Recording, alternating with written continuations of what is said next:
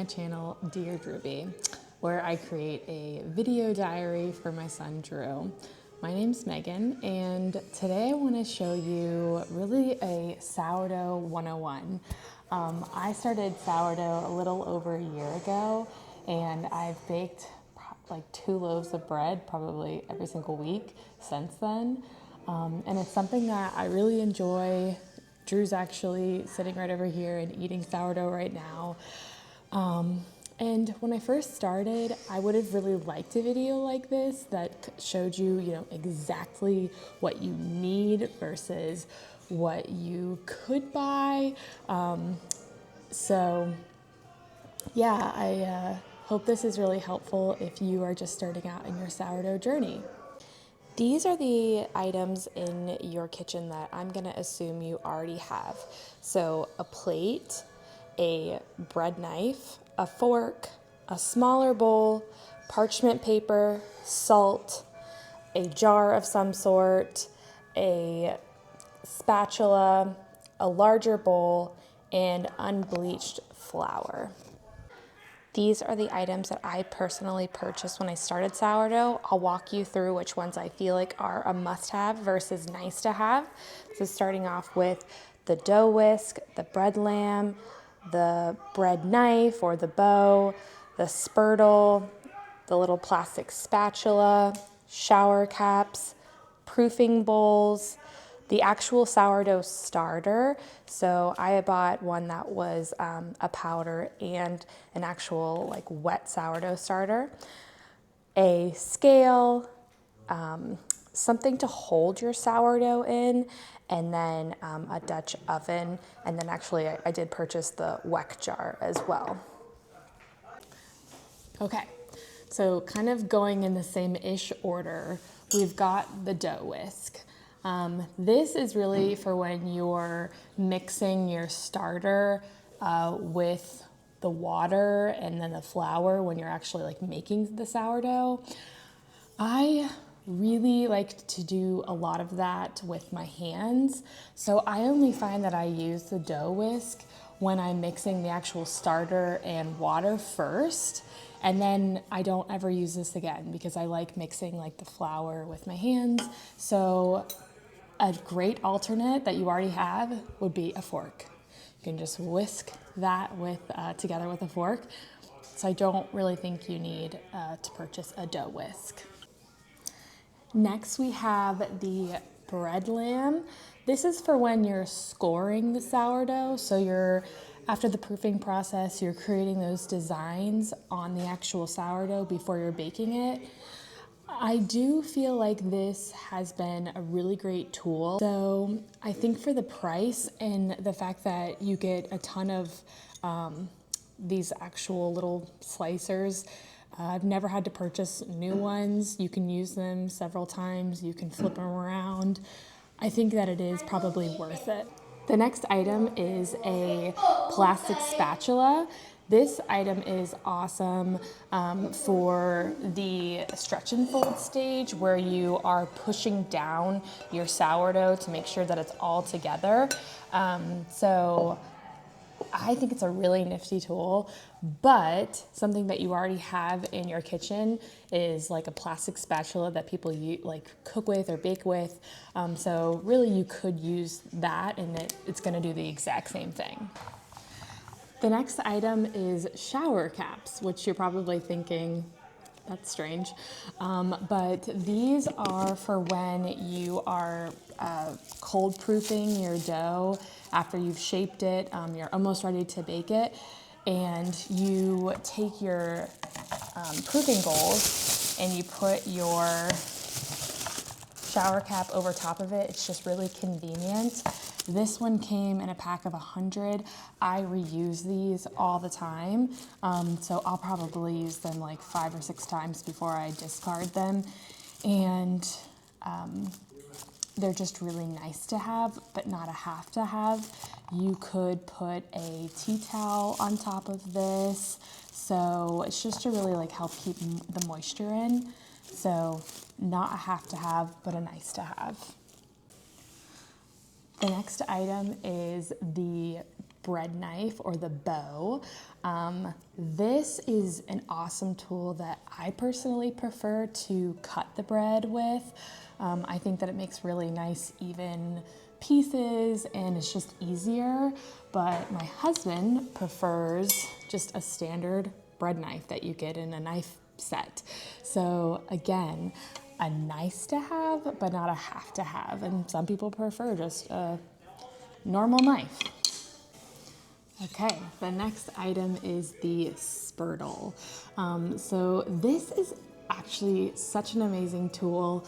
I'm gonna put it on the nice to have because you don't really have to have something like this. Again, that spatula is really gonna do the same job as long as your jar that you're holding the sourdough starter in can fit it. So you see how this is kind of larger. I have a wide mason jar mouth, and so I could push down the starter with this because you typically feed your starter in your jar so that it can rise.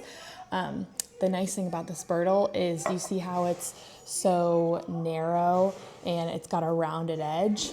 It allows me to mix my starter in my little jar, and then I push down the edges so that you have like a really nice clean jar for it to rise. I don't keep my sourdough starter in a mason jar. I purchased a Weck jar. So again, this is a wider mouth that you could use something like this, but I really do prefer the spurtle. And I think, again, the price point sort of justifies it, but it's not a must-have. The next item is our proofing bowls. This I'm gonna put as a nice to have versus a must have because a great option you could use is just a smaller bowl in your house that you can line with a tea towel, and it's gonna be the exact same thing. What's really nice about these bowls is that you get two, and the recipe I use yields 2 loaves, and I think that they're designed to be like breathable. That's probably good for sourdough. So I am not a like I don't know everything about sourdough. I just know what works for me. So these are really great. They're kind of expensive in my opinion, but I've never had to repurchase them. I just wash these little towels. So I let these like sort of dry out before I put them back, and I wash these with just warm water. So I personally really like that I purchased them, but I don't think they're a must-have, especially if you're just starting out with sourdough and you don't know if you want to continue it. You could absolutely use a small bowl in your kitchen. The next item is a scale. So you're gonna notice that maybe not every recipe, but a lot of recipes call for weight of the water, the salt, the flour. So I didn't have a kitchen scale, so I did purchase one. I literally tried to find the cheapest one I possibly could. So I would recommend, I feel like this is a must-have, a kitchen scale. That one that includes grams, because that's what I've been seeing for all the recipes. So kitchen scale, must have. Okay, just 3 items left. So now we've made our bread. What are we gonna put it in? When I first started sourdough, I bought these wax bags that 100% it was user error. I didn't clean them properly, and I put a sweet roll in it that had like sugar and cinnamon, and it got everywhere and it molded, and I was just like, oh my gosh. So I don't really even make those rolls anymore. I just make like plain rolls a lot of times, but personally, I feel like making it as simple as possible with where you're gonna store your bread. My friend Kaya, she makes like soft bread, sourdough bread, she makes so many things. So she has a really large storage container. I just make like one loaf pretty much per week. Well, two, and then I just switch them out once we're done with them. So I found this in Target in the Magnolia section, and I feel like this has been perfect. It just comes right off. It's a glass lid, and I feel like my bread stays good for like 5 days in here, like 4 or 5 days. So, and by that time, we're pretty much done with the roll, and then we're on to the next one. So, something to store your bread in. You don't have to go out and purchase something special, but you don't really necessarily want to put it in like a plastic bag, because then it's going to get kind of like too moist. And you don't really want to leave it out, because then it's just going to get stale. So I found that this is the perfect balance between the two.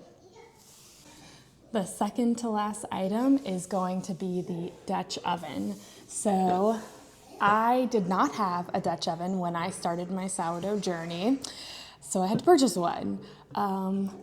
I, again, really tried to be like conscientious of the price, because I didn't know if I was gonna like continue to do sourdough. But this is a tool that should be in your kitchen, because you can cook soups in it. It's a really like functional piece of equipment. So I think I got this for around like $40. I would say most Dutch ovens are like $40 to $50. Now that sourdough is so popular, there's so many like bread, like sourdough Dutch ovens. I wouldn't get those, just because you're a little bit more limited. With this Dutch oven, I can use it for so many other recipes. So you can go to Target, TJ Maxx, Costco has sales on, and they're white, so they're really pretty. I love green, it's my favorite color. So definitely you could open bake. I don't know how to, and I've never done it, so I can't really comment on how to do that. So I really feel like a Dutch oven is a must-have, so I would purchase that. But try to get one that's, as cost-effective as possible. And lastly, the star of the show, the sourdough starter. So when I first started my sourdough journey, I attempted to make my own starter. And the process of that is basically getting a jar and combining flour, so all-purpose unbleached flour, organic flour, lots of different flours, honestly. That's just the one I used, and water. And you would just mix that up with your spurtle, and it was a whole process. I literally tried for a month. I wasted so much flour and nothing ever happened. So I got really discouraged, and I said, you know what? I'm just gonna go ahead and purchase a starter on Amazon, which I did, and I still use that starter today. So Breadtopia is the only sourdough starter I've ever purchased, so I'm just going to be able to comment on how this tastes. It's amazing. So when they send you the starter, they'll send you a dry starter as well as a wet starter. I really feel like this is an amazing starter. It was totally worth the money. I think it's around like $15, and I checked and it's still the same price. And you'll never need to purchase it again. So I purchased I used the wet starter, and then I purchased a Weck jar. What's nice about these jars is that it is all glass, and this lid kind of sits on top like this. So if you're using like a jar you have at your house, you kind of need to just lay something on top of here. You don't want to make it airtight, so you just kind of want to lay like that metal cap on top, but keep it loose. Whereas these Weck jars, it's sort of like perfect. It's like kind of made for them.